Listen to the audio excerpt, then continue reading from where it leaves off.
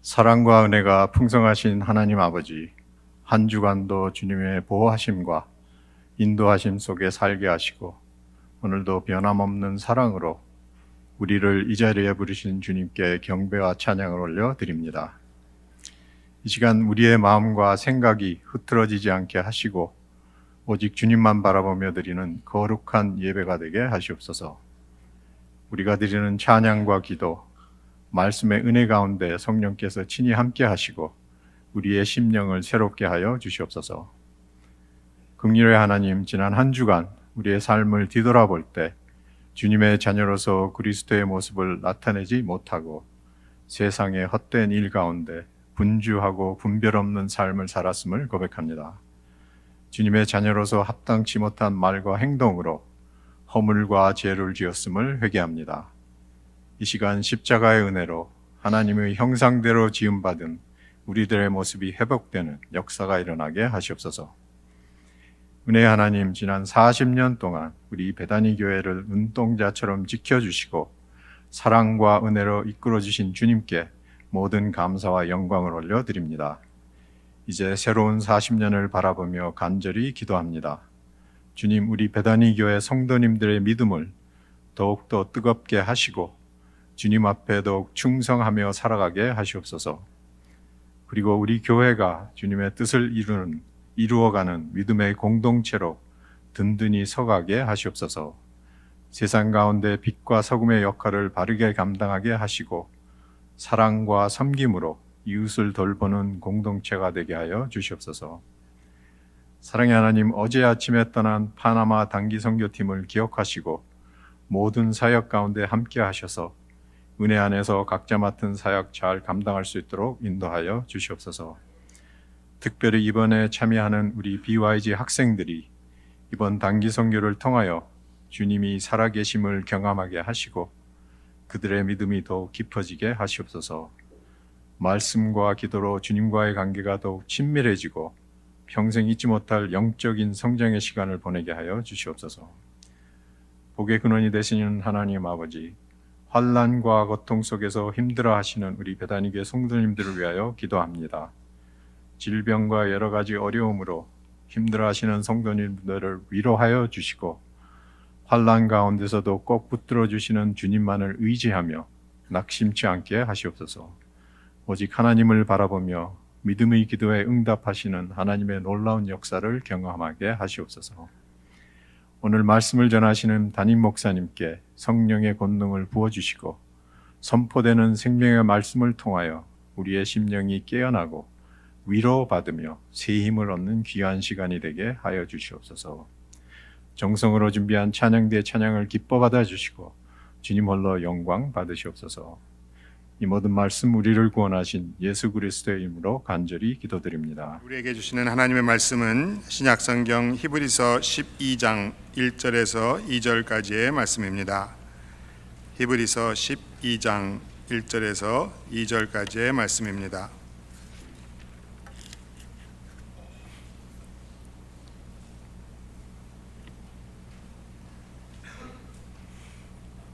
다 찾은 줄 알고 함께 봉독하겠습니다. 이러므로 우리에게 구름같이 둘러싼 허다한 증인들이 있으니 모든 무거운 것과 얽매이기 쉬운 죄를 벗어버리고 인내로써 우리 앞에 당한 경주를 하며 믿음의 주여 또 온전하게 하시는 이인 예수를 바라보자. 그는 그 앞에 있는 기쁨을 위하여 십자가를 참으사 부끄러움을 개의치 아니하시더니 하나님 보좌 우편에 앉으셨느니라. 아멘. 하나님의 말씀입니다. 이제 주 영광 찬양대에 나오셔서 찬양 올려드린 후에 담임 목사님 나오셔서 믿음의 주여 온전하게 하시는 이란 제목으로 말씀 전하실 때에 큰 은혜 받으시기 바랍니다. 할렐루야. 하나님이 주시는 은혜와 평강이 여러분의 삶에 풍성히 넘쳐나는 모두가 되시기를 주님의 이름으로 축복합니다. 이솝 우화 가운데 토끼와 거북이가 경주하는 이야기가 있죠. 다 잘 알듯이 토끼가 먼저 달려갔다가 기다려도 거북이가 오지 않으니까 그만 조는 사이에 거북이가 통과해서 이겼다라는 그런 우화입니다. 근데 여기 현대판 버전이 있어요. 그래서 스토리는 비슷한데요. 토끼가 먼저 갔다가 하도 거북이가 안 오니까 스마트폰에 빠져가지고 거기에 푹 빠져서 중독돼 있다가 그만 거북이가 지나가는 걸 못 봤다는 거죠. 우리가 살아가는 시대가 그렇습니다. 이 스마트폰과 같은 현대 문명이 스마트폰의 중독이 우화에도 등장하는 시대를 살고 있습니다. 근데 이 내용은 뭐 현대판 버전이든 아니면 오리지널 버전이든 굉장히 성경적이라는 생각을 하게 됩니다. 예수님도 말씀하셨죠. 먼저 된 자가 나중되고 나중된 자 가운데 먼저 될 자도 많다. 또 전도서에 보면 이런 말씀이 있어요. 내가 돌이켜 해 아래에서 보니 빠른 경주자라고 해서 선착하는 것이 아니더라. 이게 사실 그렇죠. 하지만 이 이야기를 엄밀하게 따져보면 경주 자체가 공정하지 않습니다. 아니 어떻게 토끼랑 거북이랑 뛰라고 하는 거예요? 아무리 열심히 거북이가 달려가도 토끼를 결코 이길 수 없는 것이 맞지 않습니까? 근데 오늘 우리가 살아가는 시대가 실은 그렇습니다. 태어날 때부터 공정하지 않아요. 누구는 금수저라고 그러고요, 누구는 흙수저라고 하지 않습니까? 적어도 기성세대는요, 자신들이 노력하고 또 열심히 살아온 만큼 성공할 수 있는 그런 보장된 시대를 살았습니다. 기회가 있었잖아요. 하지만 지금 이 시대는요, 무한 경쟁 시대입니다. 젊은이들이라고 해서 쉽게 적응하고 따라갈 수 있는 상황이 아니기 때문입니다. 잘 다니던 직장도요, 옛날에는 성실하게 잘 역할만 감당하면 은퇴까지 할 수 있었는데 지금은 그렇지가 않아요. 우리 주변에도 그렇게 잘 나가던 직장에서 하루아침에 해직당하는 경우들도 자주 보기 때문입니다. 물론 기성세대들도 살아오면서 녹록치 않은 수고를 했습니다. 하지만 요즘 젊은이들에게 우리가 살아온 방식대로 그렇게 살아가면 성공할 것이다 라고 말하는 것 자체가 가혹하기 때문입니다. 세상 사람들의 성공 신화에 기가 죽기 마련이고요, 그 성공 신화적인 삶을 살아가지 못하면 마치 루저라고 불리는 그런 시대가 오늘 우리의 젊은이들의 시대이기 때문에 그래요. 오죽하면 대한민국에서는 대한민국 스스로를 가리킬 때 헬조선이라고 말하겠습니까? 그러니까 지옥 같은 것이라는 이야기예요. 그렇다면 토끼의 입장은 좀 더 나은가? 아니에요. 그렇지도 않아요. 남들보다 좀 빨리 달려온 것 같은데 오히려 그것 때문에 낙심할 때가 있어요. 보니까 별 차이가 안 나거든요. 열심히 뛰어왔는데 다른 사람들보다 멀리 간 것 같지 않아요. 그래서 때로 낙심하게 되기도 합니다. 하지만 우리가 이것을 신앙적인 관점에서 보면 우리가 무엇을 위해 경주하고 있는지를 잃어버렸기 때문에, 목적과 목표를 잃어버렸기 때문에 나타나는 현상이라고 이해할 수 있습니다. 저는 오늘 본문 말씀을 통해서 우리가 달려가는 이 경주가 세상 사람들이 달려가는 경쟁이 아니라 믿음의 경주임을 다시금 확인할 수 있는 은혜의 시간이 되기를 간절히 소망합니다. 오늘 본문의 말씀을 보니까 이러므로로 시작합니다. 이러므로라고 하는 것은 그 앞에 뭔가 있다는 이야기겠죠. 우리가 잘 알듯이 히브리서 11장은 믿음장입니다. 수많은 믿음의 선진들이 어떻게 그 고난 속에서, 그 핍박 속에서 믿음을 견고히 지키며 마지막 그 결승점에 도달했는지를 우리에게 소개하고 있죠. 환경과 조건이 중요하지 않았어요. 그럼에도 불구하고 자신들의 믿음을 지켰던 사람들이 있었다는 것이죠. 그런데 이러므로 그들이 얼마나 많이 있냐 하면 구름같이 둘러싼 허다한 증인들이다 라고 선포하고 있습니다. 이 히브리서 말씀을 받았던 독자들, 그리스도인들은 당시에 상당한 핍박과 고난 중에 있던 성도들입니다. 나만 이렇게 고생하나, 나만 이렇게 괴롭게 신앙생활을 해야 하나, 언제까지 이것을 버텨야 하나 라고 고민하고 힘들어하던 성도들에게 너희들만 고통당한 게 아니야, 그리고 이 과정을 이겨낸 사람들이 무수히 많다는 사실을 증거함으로 말미암아 격려하고 위로하고 있는 것이죠. 그렇다면 어떻게 그들은 그 믿음의 경주를 완주할 수 있었을까요? 오늘 말씀을 통해 우리가 배워야 하는 영적인 교훈은 무엇입니까? 먼저는 벗어버릴 것이 있다는 사실을 알아야 합니다. 모든 무거운 것을 벗어버리라 말씀하고 있습니다. 우리가 짊어지고 있는 힘겨워하는 그 무거운 것들을 벗어버려야 한다는 것이죠. 옛날에는 달리기 선수들이 훈련을 할 때요, 다리에다가 모래주머니를 차고 그렇게 훈련을 했어요. 왜냐하면 그 하중을 가지고 짊어지고 뛰는 훈련이 실제 경기에서 도움이 되기 때문에 그렇습니다. 그런데 진짜 경기에서 그 모래주머니를 차고 뛰는 선수는 없죠. 그것을 벗어버려야 진짜 연습한 좋은 결과를 얻을 수 있기 때문에 그렇습니다. 요즘 운동선수들을 보면요, 운동복 소재를 아주 공기를 저항을 적게 받는 신소재들을 사용하더라고요. 운동화 중에는요, 그 몇 그램을 줄이려고 수천 불짜리 운동화도 있는 것을 보았습니다. 그 자그마한 변화가 무게를 덜어내므로 경기에 좋은 성적을 결과를 얻기 때문일 것입니다. 무게를 느낀다고 하는 것은요, 우리가 감당하기에는 버겁다라는 말이 될 것이죠. 그것은 상대적입니다. 어른들에게는 무겁지 않은 것들이 아이들에게는 상당한 무게로 느껴질 수 있지 않습니까? 믿음도 마찬가지죠. 믿음이 견고하고 큰 사람들은요, 뭐 그렇게 큰 어려움이 되질 않아요. 그런데 믿음이 어리고 연약한 사람들에게는 그 문제가 정말로 삶을 휘청하게 만들 수 있는 무게로 다가오기도 합니다. 이민을 살아가는 우리 모두가 겪는 무게 중에 하나는 실제 한국에 살아가는 한국 국민들에게는 경험되지 않는 일들이 많잖아요. 이민의 삶을 살면서 우리가 덤으로 짊어져야 하는 무게들이 있죠. 그런데 오늘 말씀해 보면 그 모든 무거운 짐을 벗어버려라 라고 말씀하고 있습니다. 우리가 지금 씨름하는 것들 가운데 막 마음이 힘들고 괴로운 것들을 잘 살펴보세요. 어쩔 수 없는 일들이 대부분입니다.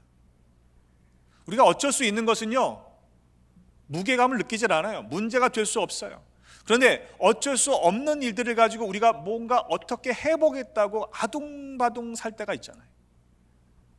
그러면서도 이것이 어떻게 될 것이라고 기대하는 그 안타까운 마음은 충분히 이해가 되지만, 여러분, 어쩔 수 없는 것들을 가지고 씨름하는 것이 얼마나 헛된 일인 아닌지 우리 한번 생각해 봐야 하지 않겠습니까?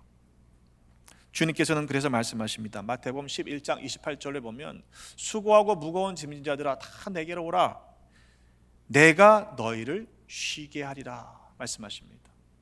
우리가 수고하고 무거운 짐을 지고 이 땅을 살아가지만 주님께로 나와 주님이 주시는 가르침의 말씀을 우리의 삶에 적용하면 우리는 더 이상 지치지 않게 될 것이라는 말씀이죠. 어떻게 해야 합니까? 나의 멍에를 메고 내게 배우라 말씀하십니다. 나의 멍에를 메고 내게 배우라. 아니, 지금 짊어진 것도 무거워 힘들어 죽겠는데 무슨 멍에를 또 메라고 그러세요? 나의 멍에를 메고 내게 배우면 그러면 너희 마음이 쉼을 얻으리니 이는 내 멍에는 쉽고 내 짐은 가벼움이라 말씀하십니다. 여러분, 주님께서는 우리에게 짐을, 멍에를 더 얹어주시는 것이 아니에요. 주님 안에서 참 쉼을 얻으려면 우리가 짊어지고 있는 짐을 내려놔야 합니다. 그래야만 주님의 멍에와 짐을 질 수 있기 때문입니다. 우리는 내 짐에다가 주님의 짐까지 더 얹어요. 그러니까 얼마나 고통스러워요. 여러분, 주님의 멍에를 맬 수 있으려면 먼저 우리가 짊어지고 있는 무거운 짐을 내려놔야 합니다. 여러분, 내려놓으면 어떻게 될까 봐 걱정되시죠? 불안하시죠? 그래서 내려놓지 못하고 참 평안을 누리지 못할 때가 많이 있는 거예요. 우리가 진정한 안식을 누리지 못하는 것은 내가 뭔가 어떻게 해야만 한다, 이렇게 해야 한다라고 하는 일종의 성공에 대한 강박일 수 있습니다. 시편 127편 2절의 말씀에 사랑하는 자에게 잠을 주신다라는 그 말씀을 세번역 성경은 이렇게 바꾸고 있습니다. 일찍 일어나고 늦게 눕는 것, 먹고 살려고 애써 수고하는 모든 일이 헛된 일이다. 진실로 주님께서는 사랑하시는 사람에게 그가 잠을 자는 동안에도 복을 주신다. 아멘? 이렇게 바꾸고 있어요. 오해하시면 안 됩니다. 일찍 일어날 필요 없다, 일할 필요 없다, 이런 얘기 아니에요. 정말로 너희가 최선을 다해 성실하게 살았다면, 말씀을 가지고 그렇게 애써 노력하며 살았다면 이제는 맡기라는 거예요. 그 결과를 맡기고 주님께서 책임지신다는 사실을 믿는다면 쉴 수 있지 않겠느냐? 왜? 하나님은 사랑하시는 자에게 잠을 자는 중에도 복을 주시는 분이시기 때문이라는 것이죠. 여러분, 아직도 힘겨운 무거운 짐을 지고 어려움 중에 있는 분들이 있습니까? 결단합시다. 내려놓으세요. 내려놓으시면, 그리고 주님의 멍에를 매면 주님께서 참된 쉼을 우리에게 주심을 경험하게 될 줄로 믿습니다. 또한 얽매이기 쉬운 죄를 벗어버리라고 말씀하고 있습니다. 이미 모든 죄의 문제는요, 십자가의 보혈의 공로로 깨끗하게 하셨어요. 믿으십니까? 근데 또 그 짐을 다시 짊어지는 사람들이 있는 거예요. 우리를 깨끗하게 씻어 주셨는데 그 깨끗한 몸을 가지고 살아가면 되는데 다시 옛사람의 모습을 덧입는 거죠. 더러운 것을 도로 뒤집어 쓰는 사람들이 있다면 얼마나 안타까운 일이 아니겠습니까? 100m 경주의 세계 신기록을 보면 10초가 되질 않아요. 아마 좀 빨리 달리시는 일반인들도 뭐 12초, 13초, 늦게 달려도 17초쯤 되면은 100m를 달릴 수 있습니다. 그래서 이 출발이 굉장히 중요하잖아요. 선수들 준비하는 거 보면요, 아주 뭐 요 손가락 놓는 위치까지 신경을 씁니다. 그리고는 발 받침대를 잘 치고 나갈 수 있도록 얼마나 준비를 하는지 몰라요. 그런데 그렇게 열심히 준비했는데도 불구하고 땅 신호 소리와 함께 출발을 했는데 아차 하는 순간에 실수를 했다고 한번 가정해 보세요. 선수가 자꾸 뒤만 보는 거예요.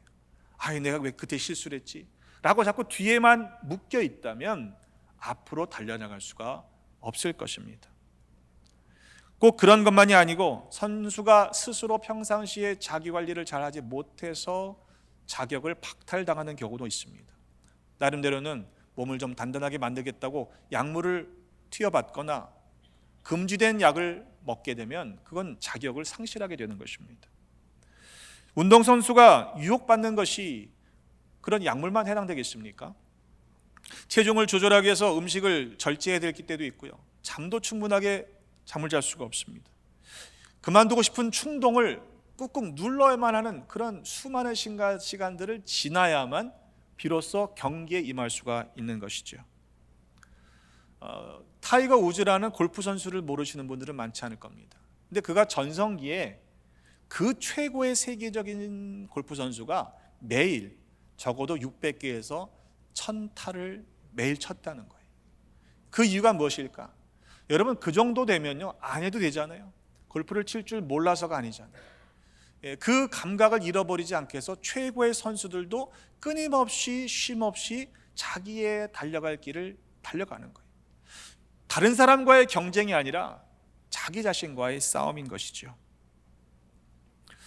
제가 몸이 좀 안 좋을 때 오래전에 그 운동기구를 하나를 샀어요. 근데 이사할 때도 그걸 싸들고 왔는데 한 번도 올라가 본 적이 없는 기구가 있습니다. 뭔지 아시죠? 트레드밀. 운동기구 중에 사람들이 사놓고 제일 안 쓰는 기구가 트레드밀이래요.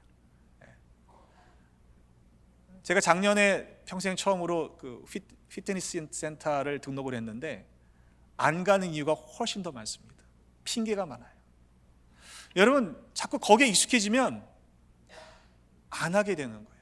알면서도 하지 않는 것이 합리화가 됩니다. 여러분, 죄도 마찬가지라고 생각이 들어요. 이미 우리는 그 문제를 받은 믿음을 가지고 살아가면서도 아직도 그 죄의 영역 안에 머무는 분들이 있어요. 예수를 알지 못하던 시절에 지었던 그 구습에서 벗어나지 못하는 분들도 있습니다.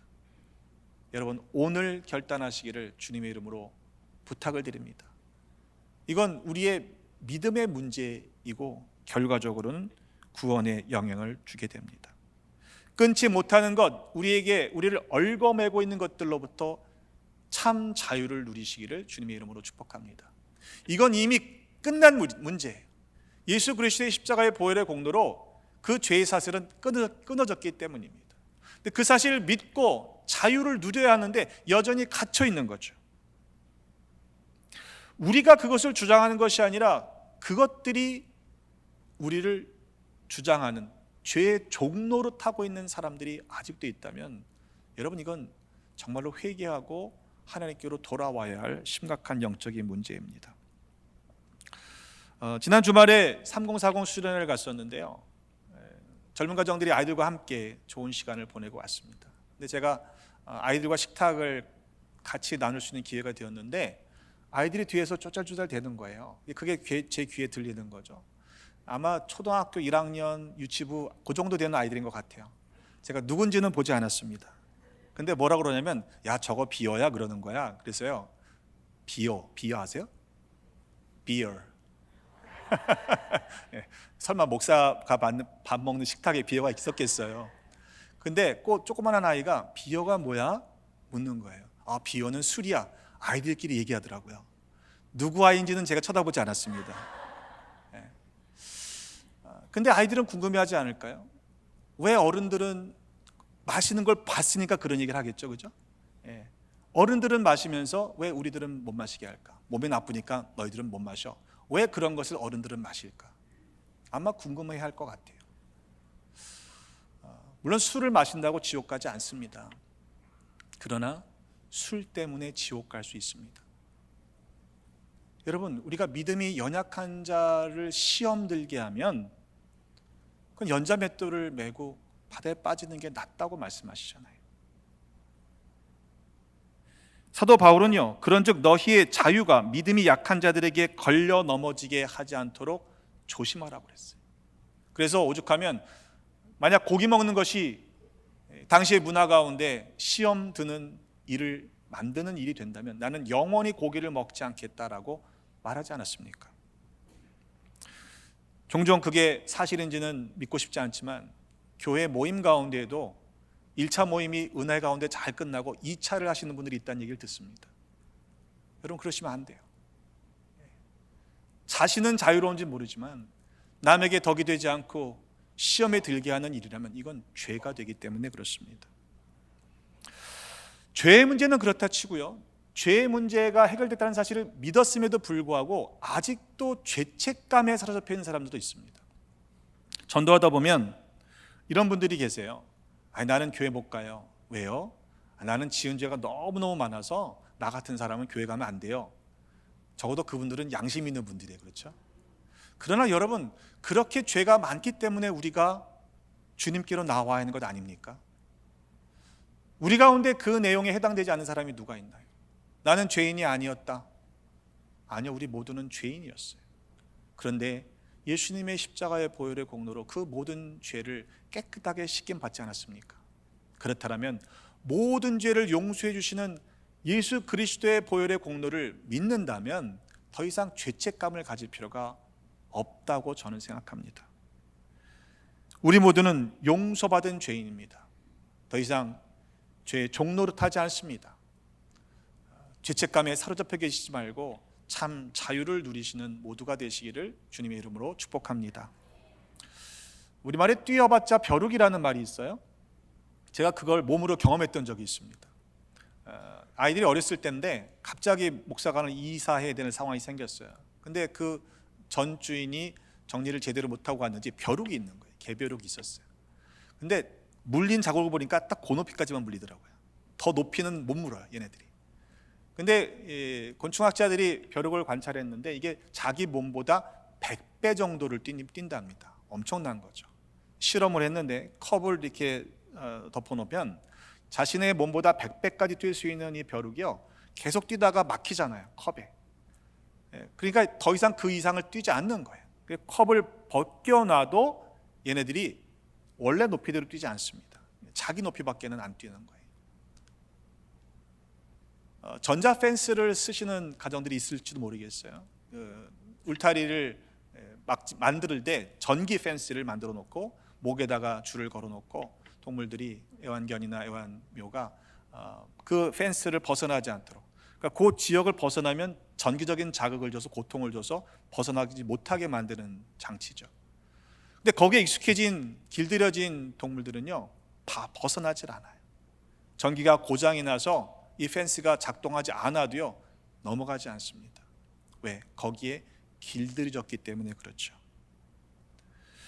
이미 죄의 사실은 끊어졌다고 우리는 믿지 않아요? 예수님이 그 죄의 문제를 해결하셨어요. 그렇다면 이 펜스는 없어진 거예요. 우리가 죄의 종로를 할 필요가 없는 거죠. 그런데 이것을 벗어나서 자유를 누려야 하는데 아직도 우리가 죄의 범주 아래에서 빙빙 돌고 있다면 여러분, 이것은 주님을 온전히 믿는 것이 아닙니다. 때문에 이미 모든 그 죄의 영향력은 주님의 능력으로 말미암아 무너졌음을 믿으시고, 그리고 그 죄의 언저리에서 벗어나시기를 주님의 이름으로 축복합니다. 우리가 회개했지만, 주님을 만나고 거듭나고 인생의 방향이 돌아섰지만 아직도 죄의 유혹을 받기 때문에 그런 마음이 드는 거예요. 여러분, 회개한 자리는요, 늘 말씀드리지만 돌아선 자리이긴 하지만 여전히 그 자리는 죄를 지었던 자리이기도 합니다. 그 자리에서 벗어나서 주님께로 한 걸음 한 걸음 나아가야만 더 이상 그 죄의 종노릇하지 않게 되는 것입니다. 또한 우리가 이 경주를 마칠 때까지 인내해야 합니다. 중간에 포기하고 싶어요. 그러나 이 유혹들을 뿌리치고 경주를 끝까지 완주할 수 있도록 하나님께 믿음과 힘과 능력을 달라고 구하십시다. 힘들지만 이 고통의 과정을 넘어가야 하는 것이죠. 운동선수가 단 10초를 달리기 위해서 얼마나 많은 노력을 합니까? 아마 운동 경기 가운데 마라톤처럼 힘든 경기가 또 없을 것이라고 생각이 들어요. 우리 교회 교인들 중에도 마라톤을 뛰시는 분들이 있더라고요. 근데 이게 인간적인 육체의 한계뿐만 아니라 이 정신적인 한계도 넘어가야 하는 것이거든요. 그 고통을 넘어갈 수 있는 이유가 무엇입니까? 결승점이 있다는 사실을 알기 때문에 그래요. 이건 누군가의 경쟁이 아니에요. 자기와의 싸움이죠. 그 결승점에 도달하면 그러면 멸관이 주어질 것이라는 사실을 알기 때문에 그 극심한 고통을 인내하면서 뛸 수 있는 것입니다. 하물며 썩어져가는 육체의 멸류관을 얻는 사람들도 그렇게 뛰는데, 썩지 아니할 영원한 멸류관을 얻기 위해서 우리는 어떻게 달려가야 할 것이냐라는 그러한 질문을 사도 바울은 우리에게 또한 하고 있습니다. 고린도전서 9장 24절로에 보면 너희도 상을 받도록 이와 같이 다름질하라. 이기기를 다투는 자마다 모든 일에 절제하나니 그들은 썩을 승리자의 관을 얻고자 하되 우리는 썩지 아니할 것을 얻고자 하노라. 그러므로 나는 다름질하기를 향방 없는 것처럼 하지 아니하고 싸우기를 허공을 치는 것 같이 아니하며 내가 내 몸을 쳐 복종하게 하기까지 한다고 얘기하고 있어요. 여러분, 달릴 때 왔다 갔다 목표를 벗어나서 달리면 경주를 완주할 수가 없죠. 싸울 때 헛주먹질을 하면 어떻게 싸움에서 이길 수가 있겠습니까? 그런데 바울은 스스로가 자기를 복종시킬 때까지 몸을 쳐서 복종시킬 때까지 그 일을 하고 있다라고 말씀하고 있는 것입니다. 자, 그 의미가 과연 무엇일까요? 우리의 인생 가운데 믿음의 경주를 놓치지 않게 해서 우리가 오늘 제목처럼 반드시 우리의 삶에 놓치지 말아야 할 것이 있다면 주님을 바라보는 것입니다. 왜냐하면 주님이 우리의 믿음의 주가 되시고 우리를 온전하게 하시는 분이시기 때문에 그렇습니다. 여러분, 주님을 믿으십니까? 근데 주님을 믿는 것과 주님이 주실 것을 믿는 것과는 구분을 하셔야 된다고 말씀을 드려요. 근데 많은 성도들이요, 주님을 믿는 게 아니고 내가 원하는 대로 주님이 주실 것을 믿는 경우가 많습니다. 안 주시면 삐지는 거예요. 내 마음대로 안 되면 주님을 쉽게 버리는 거예요. 근데 여러분, 주시지 않을 때는요, 이유가 있어요. 그것이 우리에게 유익하지 않을 경우도 있겠지만 더 좋은 것을 주시기 때문에 그렇습니다. 오늘도 일부 예배 끝나고 나서 어느 분이 저에게 간증을 하시는데 작년에 이루어지지 않아서 너무 속상한 일이 있었대요. 올해에도 이것을 어떻게 이루어할까 걱정하던 일이 있었대요. 근데 그 한두 주 사이에 하나님이 이렇게 일하셨어요 라고 하나님 사이즈에 대한 경험을 했다는 간증을 제게 나눠주었습니다. 하나님은 그런 분이세요. 때문에 여러분, 우리가 구하는 것을 바라보지 마시고 가장 좋은 것을 주실 하나님만, 믿음의 주만 바라보시기를 주님의 이름으로 축복합니다. 주님만이 우리를 온전하게 하실 수 있습니다. 예수님께서는 자기 앞에 놓여있는 그 기쁨을 내다보고서 부끄러움을 마음에 두지 않으시고 십자가를 참으셨습니다. 그것은 경쟁이 아니었어요. 경주였어요. 그 경주를 끝내시고 마침내 하나님 아버지 보좌 우편에 앉으셨습니다. 세상 사람들의 눈에는 십자가에서 달리신 예수님이 마치 경쟁에서 진 것처럼 보였을 것입니다. 그러나 주님의 그 십자가의 사건은 주님께서 이 땅에 오신 구속사를 이루시는 완성이었습니다. 경쟁이라는 단어는 컴피티션이죠. 뭔가 다른 사람과 싸워야만 하는 일이에요. 그러나 우리는 경쟁이 아니라 경주입니다. completion이에요. 그 목적지까지 달려갈 길을 맞춰야 되는 것이죠. 세상 사람들은 경쟁하도록 우리를 만들어갑니다. 몰아세워요. 누군가를 싸워 이겨야만 내가 더 나은 사람이라고 우리를 그렇게 착각하게 만듭니다. 그래서 남들보다 조금 앞서면 토끼가 잠안에 빠져서 잠을 청해 뜬 것처럼 그렇게 살아가도록 우리를 유혹합니다. 그러나 믿음의 경주는 묵묵히 자기에게 주신 그 속도를 가지고 방향을 놓치지 않고 주님이 가라 하시는 그 길을 가는 것, 그리고 그 경주의 끝까지 도달하는 것이라고 믿습니다. 바라기는 우리 베다니의 모든 지체들이 이 경주를 끝까지 완주하시기를 주님의 이름으로 축복합니다. 우리의 실질적인 문제가 있다면 이 경주를 방해하는 유혹이 끊임없이 우리 주변에서 있다는 거예요. 우리를 공격하잖아요. 시험에 들도록 우리를 유혹합니다. 때문에 주님을 향한 시선을 놓치면 안 돼요. 여러분, 요즘에는 내비게이션이 우리가 모르는 길을 안내해 주지만 옛날에는 지도와 나침판이 있어야 그 모르는 길을 찾아갈 수 있지 않았습니까? 근데 사실 지도와 나침판이 있어도요, 그 지도를, 나침판을 이용할 수 있는, 지도를 읽을 수 있는 능력이 필요합니다만 중요한 건 내가 지금 어디서부터 출발하는지를 지도 가운데서 찍을 수 있어야 돼요. 근데 나침반이라고 하는 도구를 보시면요, 자장을 읽어가면서 그 자석 받친 그 표가 그 바늘이 남과 북을 가리키게 돼 있지 않습니까? 그렇죠? 근데 그 침은요 계속 흔들려요. 계속 흔들려요. 비록 흔들리지만 그러나 방향을 찾아가는 과정이 있죠. 어쩌면 우리의 인생도 계속해서 흔들리는 나침반의 침처럼 그렇게 흔들릴 때가 있지만 그러나 방향을 잃어버려서는 안 되는 겁니다.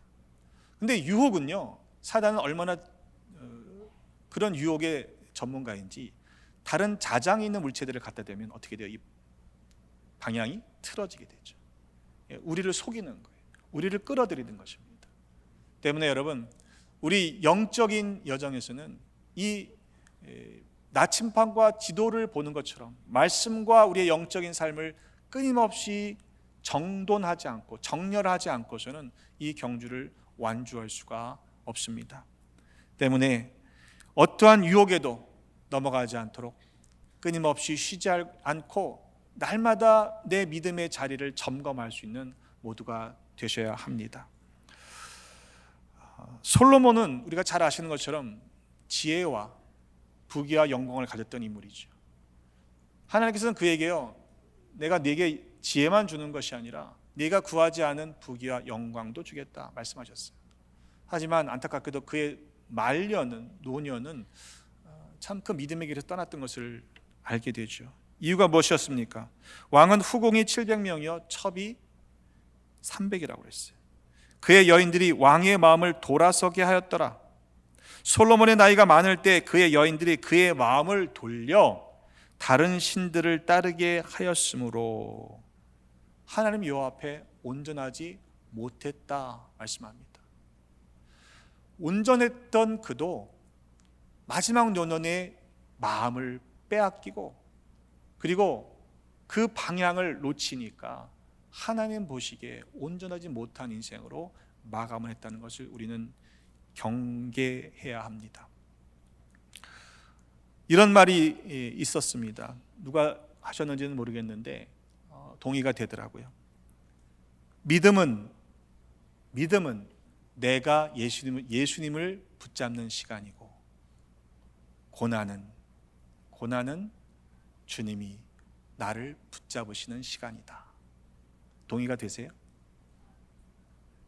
믿음은 내가 제 주님을 붙잡는 시간이고 고난은 주님이 여전히 우리를 붙잡고 계시다는 사실을 깨닫게 되는 시간이 될 줄로 믿습니다. 매일 해가 쨍쨍 비치면 좋을 것 같으시죠? 우리 인생도 짱짱한 햇빛만 비치면 좋을 것 같잖아요. 근데 여러분 상상해 보세요. 해만 비치는 땅은요 사막이 되고 맙니다. 비도 내려야 하고요. 또 때로는 바람도 불어야 생명이 살 수 있는 옥토가 되는 거죠. 태풍도 때로는 우리의 관점에서 보면 우리가 쌓아놓은 것을 순식간에 무너뜨리는 자연 재해로 이해하지만 이것이 지구적인 관점에서 보면요 태풍은요 이 지구의 순환계 생태계를 살리기 위한 하나님의 일하심이라고 볼 수도 있어요. 우리의 관점에서 짧은 시각에서 우리 판단하지 마시고 하나님의 시선으로 하나님의 규모를 경험할 수 있는 믿음의 경주를 달려갑시다. 시선을 빼앗기지 마십시오.